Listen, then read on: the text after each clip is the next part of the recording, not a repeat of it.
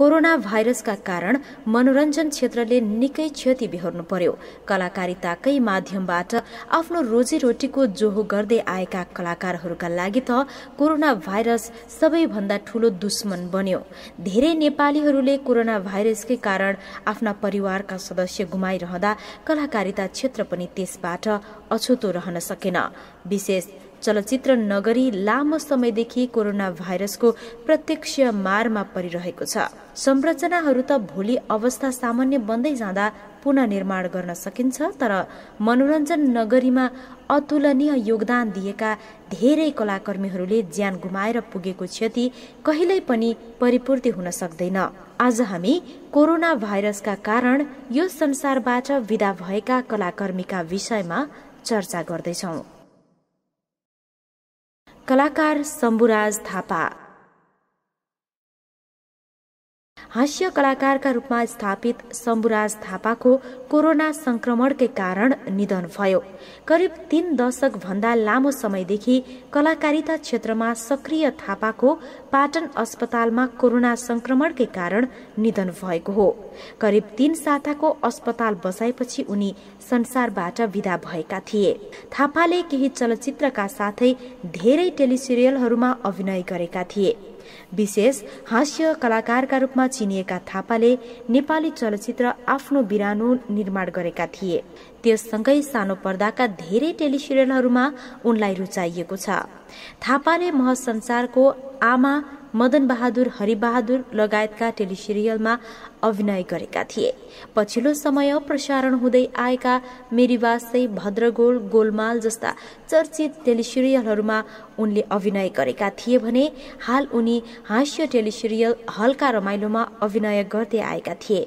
हास्य टेलिसिरियल हल्का रमाइलोमा उनको निधन हुनुभन्दा केही समय अघिको एपिसोडमा थापाले कोरोना भाइरसका कारण मृत्यु भएको अभिनय गरेका थिए। हल्का रमाइलोमा थापालाई दर्शकले बखते नामले चिन्ने गरेका थिए। निर्देशक विशारद बस्नेत। नेपाली चलचित्र नगरीमा उदाउँदै गर्दा पूर्णविराम लागेको अर्को नाम हो विशारद बस्नेत। निर्देशक विशारद बस्नेतको पनि कोरोनाकै कारण निधन भएको थियो। भारतमा जन्मिएका विशारदको 39 वर्षको उमेरमा निधन भएको हो। विशारद नेपाली चलचित्र नगरीमा आफूलाई स्थापित गर्ने कसरतमा थिए। लामो समय भारतमा नै काम गरेर नेपाली चलचित्र नगरीमा प्रवेश गरेका बस्नेतले नेपाली चलचित्र नगरीमा लामो समय काम गर्ने सपना बोकेर नेपाली चलचित्र नगरीमा उदाएका थिए। नेपाल आएर विशारदले नेपाली चलचित्र एता न उतामा सहनिर्देशक भएर काम गरेका थिए। उनले निर्देशन गरेको पहिलो नेपाली चलचित्र मिस्टर भर्जिन हो। मिस्टर भर्जिनलाई नेपाली दर्शकले साथ नदिए पनि चलचित्रले चर्चा भने बटुलेको थियो। चर्चा भएकै कारण पनि विशारदले चलचित्र मिस्टर भर्जिनको सिक्वेल बनाउने तयारी समेत गरेका थिए। मिस्टर भर्जिनको सिक्वेल बनाउने उनको सपना अधुरो नै छाडेर उनी यो संसारबाट विदा भएका थिए। बस्नेतले मण्डला थिएटरमा क्लाउन एट वर्क शीर्षकमा कार्यशाला सञ्चालन गरेका थिए। उनले एभरेस्ट फिल्म एकाडेमीमा अभिनय अध्यापन समेत गराउँदै आएका थिए। गायिका लास्मित राई। गायिका लास्मित राईका लागि पनि कोरोना मृत्युको कारण बन्न पुग्यो। भारतको राङ्गो जालपाईगुडीमा जन्मिएकी राई करिब 3 दशकदेखि नेपाली गीत संगीतमा सक्रिय थिइन्। 53 वर्षको उमेरमा उनको कोरोना भाइरसका कारण मृत्यु भएको थियो। राईले नेपाली चलचित्र तथा आधुनिक गीतमा स्वर दिएकी छिन्। नेपाली चलचित्र गाउँलेमा समावेश मायालुको मुहारै हँसिलो, लेखान्तको सँगसँगै बाँच्न पाऊँ सँगसँगै मर्न पाऊँ, परदेशी कान्छामा समावेश मरि गए मुरी माटो बाँचे सगरमाथा, माझी दाईको आज मैले राम नामै जपे उनका चलचित्रका रुचाइएका गीतहरू हुन्। राष्ट्रकवि माधव प्रसाद घिमिरेको रचना तथा लास्मितको स्वर रहेको राष्ट्रिय भावनाको गीत लाग्दछ मलाई रमाइलो मेरै पाखा पखेरा अहिले पनि नेपालीहरूको मन मनमा गुन्जिरहेको छ। 2048 सालमा किन तिमी बोलको एकल एल्बम सार्वजनिक गरेर संगीत नगरीमा उदाएकी राईका सुनकोशीको सुनको पानी, सम्झनाले लाग्यो कि गोली, घामले पनि पोल्छ, चुलबुले मन, किन तिमी टाढा भयौ, किन होला हिजो आज लगायतका गीत संगीतलाई नेपाली दर्शकले रुचाएका छन्। त्रिभुवन विश्वविद्यालयबाट नेपाली साहित्यमा एमए गरेकी राईले जाउला खेलमा रहेको युनाइटेड एकाडेमीमा नेपाली साहित्य अध्यापन गराउँदै आएकी थिइन्। कोरोनाबाट मृत्यु हुनुभन्दा केही समय अघि मात्र उनले मर्न मन लाग्छ माया बोलको गीत गाएकी थिइन्। छायाङ्कार बैकुण्ठमान मास्के। नेपाली चलचित्र नगरीले कोरोना भाइरसकै कारण गुमाउनु परेको अर्को नाम हो बैकुण्ठ मास्के। मास्के नेपाली चलचित्रका पहिलो छायाङ्कार हुन्।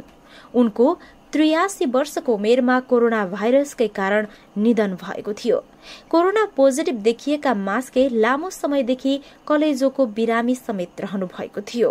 मास्केले धेरै नेपाली चलचित्रहरूमा सहायक छायाङ्कार भएर काम गरिसकेपछि पूर्ण छायाङ्कारको रूपमा चलचित्र मनको बाँधमा काम गरेका थिए। उनले दर्जन बढी चलचित्रमा काम गरेका छन्। छायाङ्कन सँगै मास्केले चलचित्र निर्देशन तथा सम्पादन पनि गरेका छन्। परिवर्तन, हिजो आज भोलि मास्केले काम गरेका सफल चलचित्र हुन्। मास्केले रोयटर्स न्यूज एजेन्सी लगायत केही विदेशी समाचार संस्थामा पनि काम गरेका छन्। मास्केलाई चलचित्र निर्माता संघले वीरगञ्जमा आयोजना गरेको स्वर्णिम चलचित्र महोत्सवमा पहिलो छायाङ्कारको रूपमा सम्मान समेत गरेको थियो। भारतबाट अध्ययन पूरा गरेर फर्किएपछि मास्केले नेपालमा सूचना विभागमा रहेर काम गर्न थाले। उनी भन्दा पहिले नेपालमा कोही पनि छायाङ्कार थिएनन्। उनले हिजो आज भोलिबाट सहायक छायाङ्कारको रूपमा नेपाली चलचित्रमा प्रवेश गरेका थिए। निर्देशक चेतन कार्की। कोरोना भाइरसकै कारण नेपाली मनोरञ्जन क्षेत्रले गुमाएको अर्को नाम हो चेतन कार्की। कार्कीले नेपाली चलचित्र निर्देशक, लेखक, गीतकार तथा साहित्यकारका रूपमा आफूलाई स्थापित गरेका थिए। उनको 84 वर्षको उमेरमा निधन भएको थियो। कार्कीले विश्वास, पहिलो प्रेम, मनको आँखा, भुमरी लगायतका चलचित्र निर्देशन गरेका थिए। उनले नेपाली चलचित्र नगरीमा बिर्सनै नसक्ने योगदान गरेका छन्। कार्कीले 100 भन्दा धेरै चलचित्रका कथा लेखेका छन्। उनको लेखनमा निर्माण भएको पहिलो नेपाली चलचित्र परिवर्तन हो। हरेक वर्ष हरितालिका तीजमा गुन्जिने तीज गीत तीजको लहरा आयो बरिलै उनै कार्कीले लेखेको गीत हो। यस्तै कलिलो तामालाई सोध रामालाई बोलको गीत पनि नेपालीको मनमा बसेको गीत हो, जुन गीतको रचना कार्कीले नै गरेका थिए।